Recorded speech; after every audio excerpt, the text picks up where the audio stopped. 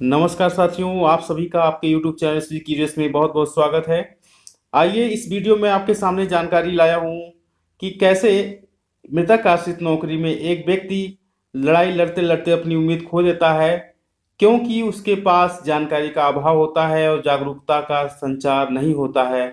ऐसी स्थिति में वो आदमी ये उम्मीद कर बैठता कि हम हमारे सामने कोई ऐसी आशा की किरण नहीं दिखाई दे रही है, इसलिए वो प्रयास करना छोड़ देता है।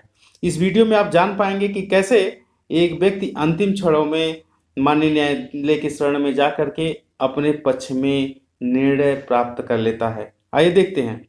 जैसा कि आप हेडिंग में देख रहे हैं, मृतक आश्रित को उसकी शिक्षा शैक्षिक योग्यता अनुसार नियुक्ति के पुनरीक्षण के आदेश इसमें है।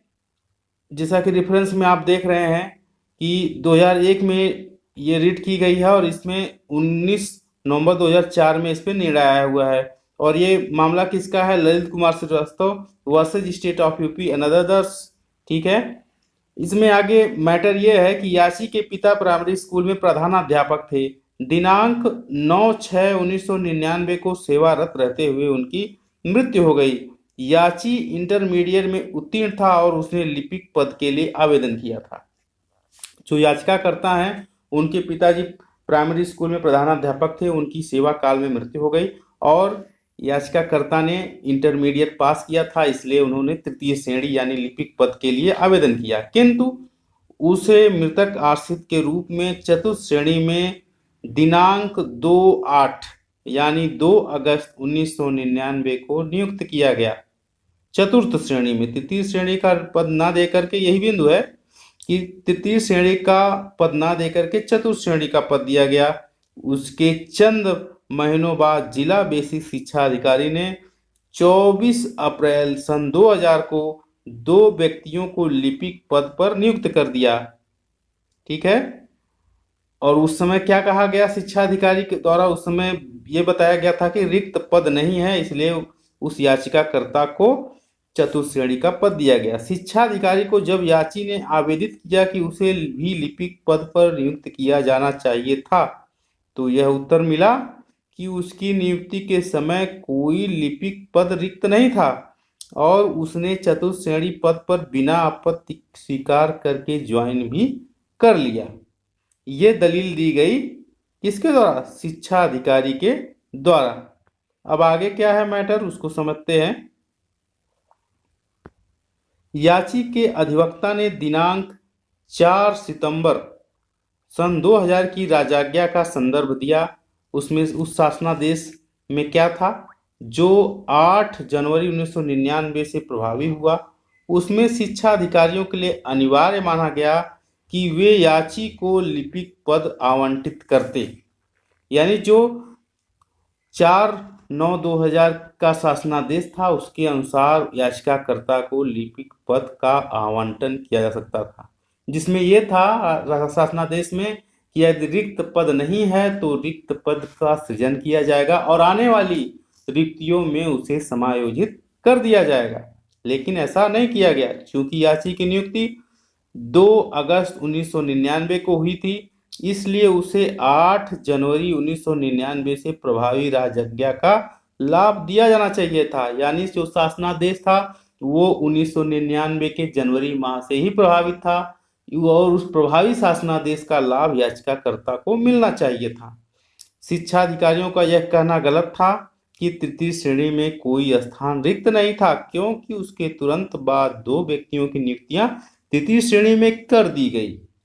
शासनादेश संख्या 5/5 सन 2000 दिनांक 4 सितंबर 2000 के पैरा 3 के उपनियम 2 का संदर्भ देते हुए माननीय न्यायमूर्ति ने क्या कहा?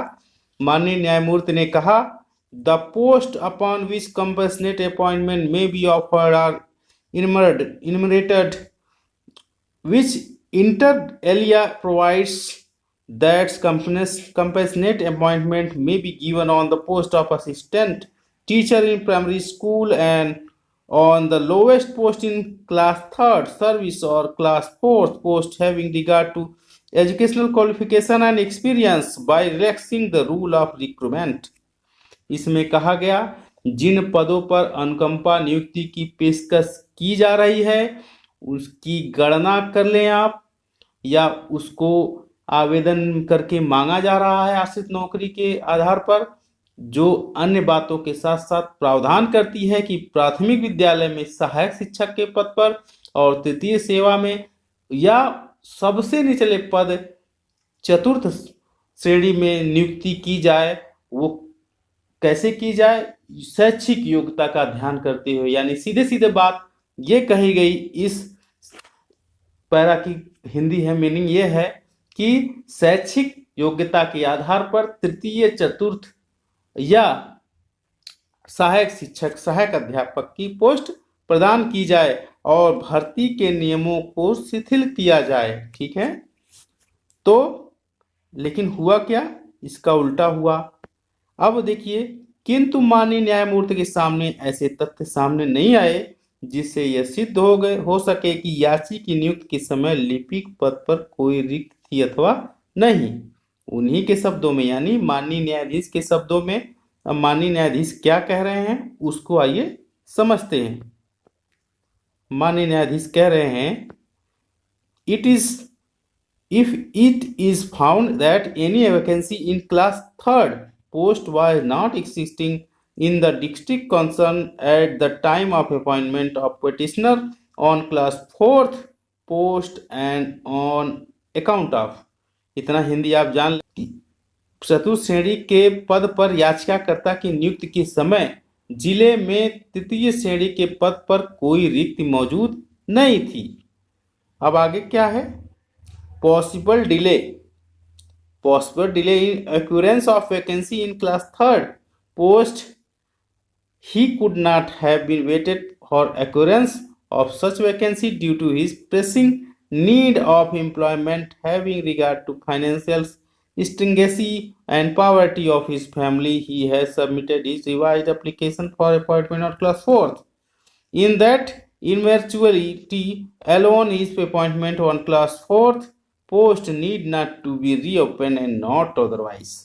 अब इसका हिंदी आप जान लें, तृतीय श्रेणी के पद पर रिक्त आने में संभावित देरी हो सकती है वित्तीय तंगी और अपने परिवार की गरीबी को ध्यान में रखते हुए रोजगार की तत्काल आवश्यकता को समझकर वह रिक्त का यानी याचिकाकर्ता रिक्त का या पद के खाली होने का इंतजार नहीं कर सकता था। उसने इसलिए अपनी नियुक्ति के लिए अपना संशोधित आवेदन जमा कर दिया, जिससे अंततः उसकी नियुक्ति हो गई।